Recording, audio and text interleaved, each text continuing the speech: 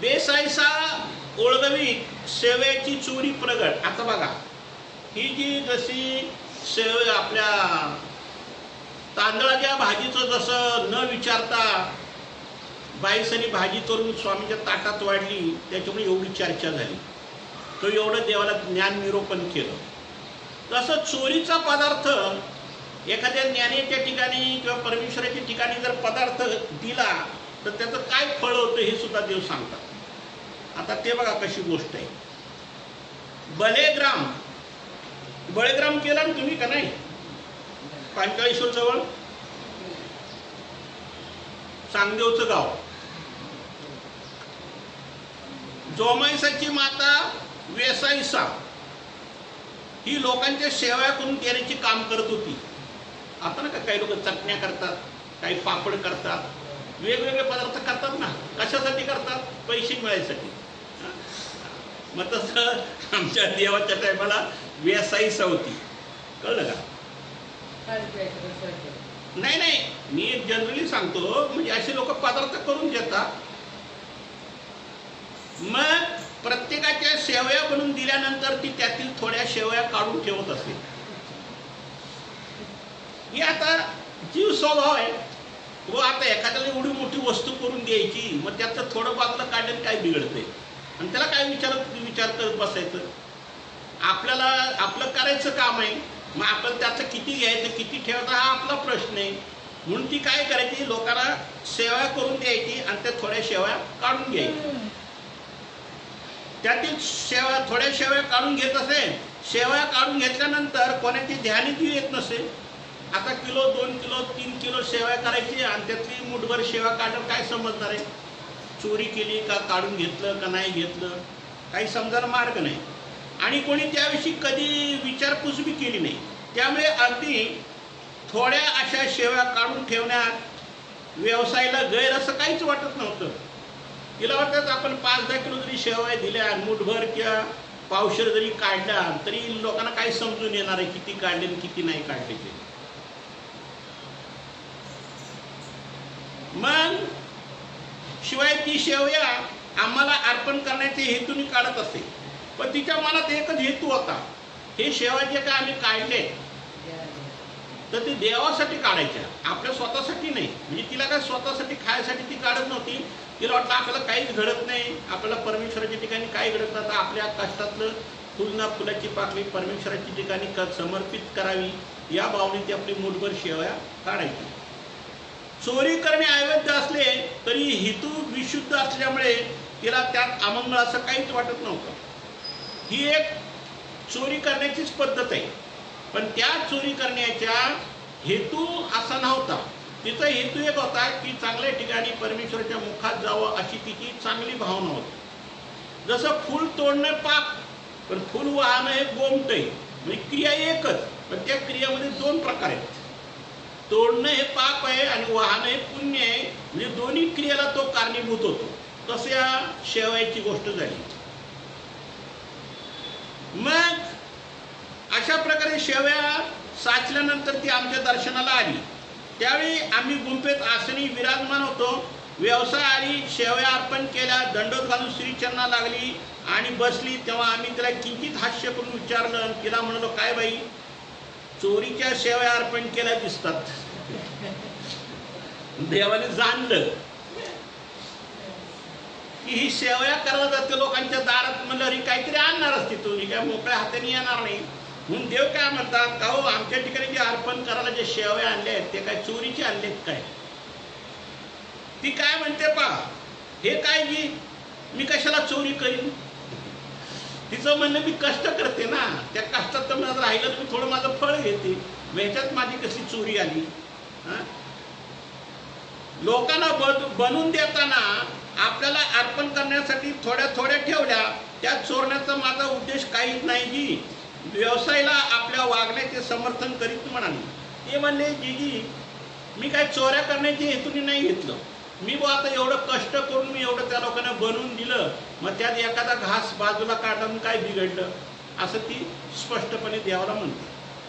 देव म्हणतात, अहो तसे नव्हे की बाई, तुम्ही विचारून किंवा सांगून थोड्या थोड्या ठेवल्या असत्या तरी तुम्हाला कोणी नाही म्हटलं नसतं का नाही? अहो एवढं तुम्ही लोकांना शेवया करून घेता आणि त्यातले मुठभर शेवया एका बाजूला काढून घेताना तुम्ही म्हणायचं बा मी माझ्यासाठी थोड्या शेवया काढून घेते किंवा माझ्या स्वामीसाठी घेते, असं तुम्ही जर विचारून घेतलं असतं तर आम्हाला तर काही नसतं वाटलं.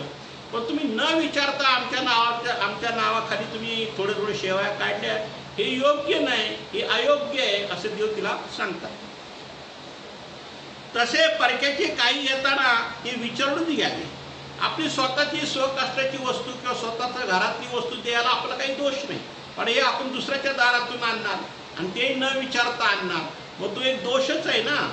हेतूचा व्यापार पुसं करावाचा हेतूचा देवाचा हेतू हाच आहे की अशा न विचारता अशा ज्या काय आपण गोष्टी करतो अज्ञान बुद्धीने, त्याच्यामुळे आपला काय होतो, दोष वाढत जातो, तो आपल्याला समजून येत नाही.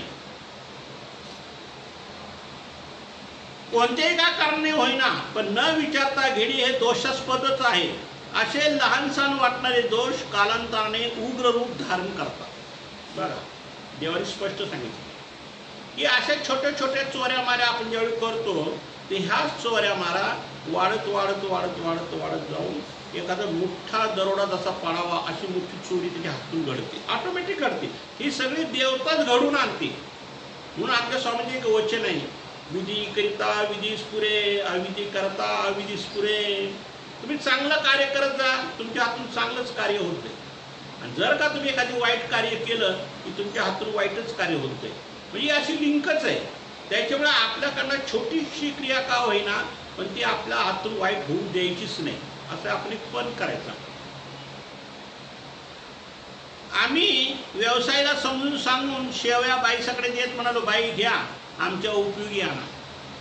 बघा आता तिने एवढं जरी देवाने आमचे निरोपण केलं तरी शेवटी आमच्या देवाने तिच्या शेवयाचा काय केलं, स्वीकार केला. आणि बाईसाला काय म्हणते, एवढे शेवया घ्या आणि आमच्या उपयोगी आणा. आजपासून असे नाही करणार जी, मग ती कबूल झाली देवाजवळ व्यवसायचा. ती म्हणते जिजी मी आजपासून अशी चोरी मारी करणार नाही आणि जरी मला लागत तुम्ही मागून घेईल, अशी तिने माफी मागितली. व्यवसायाने कबूल करून पुन्हा आमच्या श्रीचरणी मस्तक ठेवून क्षमा मागितली. नंतर बाईसीने त्या शेवया शिजून आरोगण्याच्या वेळी ताटी ओळविल्या. व्यवसायाने चोरून ठेवलेल्या असल्या तरी त्यामागे आपण अर्पण करण्याचा हेतू म्हणून आम्ही तो दोष पोटात घालून त्या आम्ही प्रसन्नतेने स्वीकार. म्हणजे देव काय म्हणतात, ते दोषयुक्त शेवया होत्या, चोरीच्या शेवया होत्या, पण तिची काहीतरी कणव चांगली होती, तिचे काहीतरी थोडाफार आभार तिचे चांगले होते, म्हणून देवाने काय केली, तिची खंती जी होती ती बाजूला ठेवली आणि ती प्रसन्न होऊन त्या शेवयाचा स्वीकार केला. आता माय नायक ब्राह्मणा पंचगंगा नाम करणे. आता ह्या देवगावचा एक ब्राह्मण होता, त्याचं नाव काय होतं, माय नायक. पूर्वीची नाव लय अवघड, लक्षात बी राहत नाही, माय नायक. तर हा जो ब्राह्मण होता हा गरीबच होता, पण तो देवाच्या दर्शनाला एकदा आला. तर त्याची कथा अशी आहे की त्याला 5 कन्या होत्या माय नायकाला, परंतु दुर्दैवाने त्या 5ही कन्या विधवा झाल्या.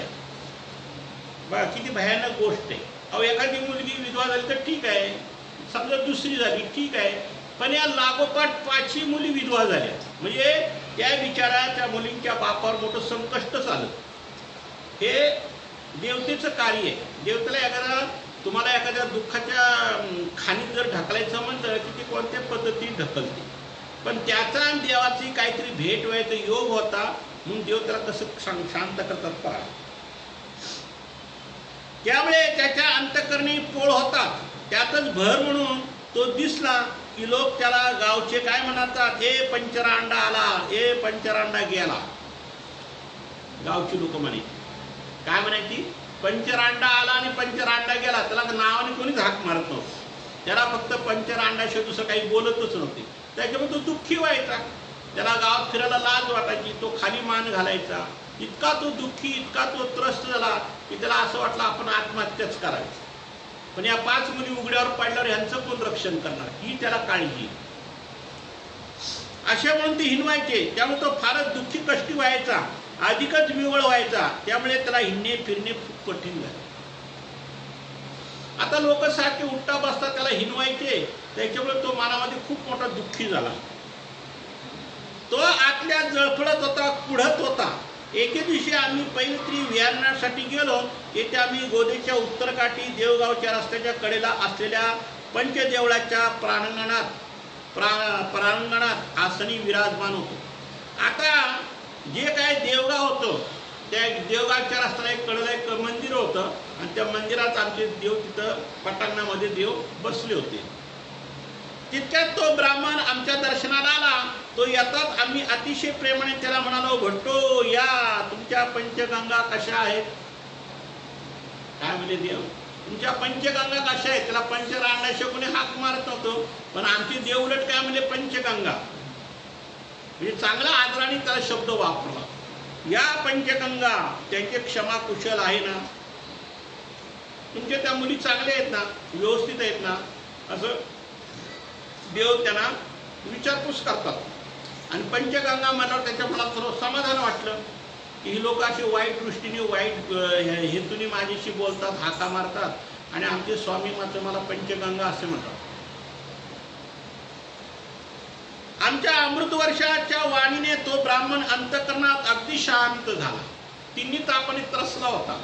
तो शांत झाला. अंतरीचा सगळा सळ आणि पोळ नाहीसा झाला. त्यांच्या अंतकरणात जे काही दुःख होतं ते सगळं दुःख नाहीस झालं. मनस्वी समाधान पाहून तो म्हणाला, दीदी निवालोजी निवालोजी. काय म्हणला?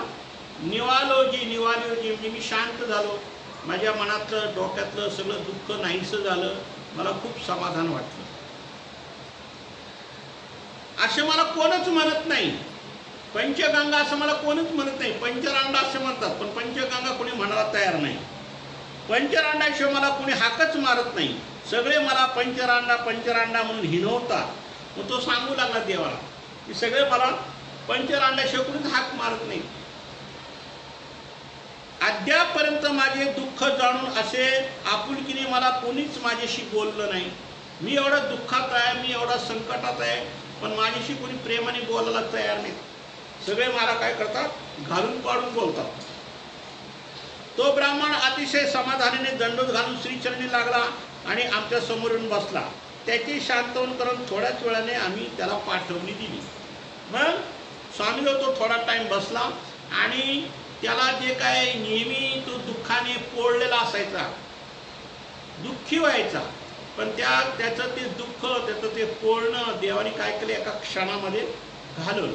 त्याला पंचगंगाचं काय केलं, उपमा दिली, एक प्रकारचं नामकरण केलं आणि त्या पंचगंगा म्हटल्याने स्वामीच्या शब्दामुळं त्याचं काय झालं, दुःख नाहीस झालं. मंडळी ग्रंथी विज्ञान पण स्वीकार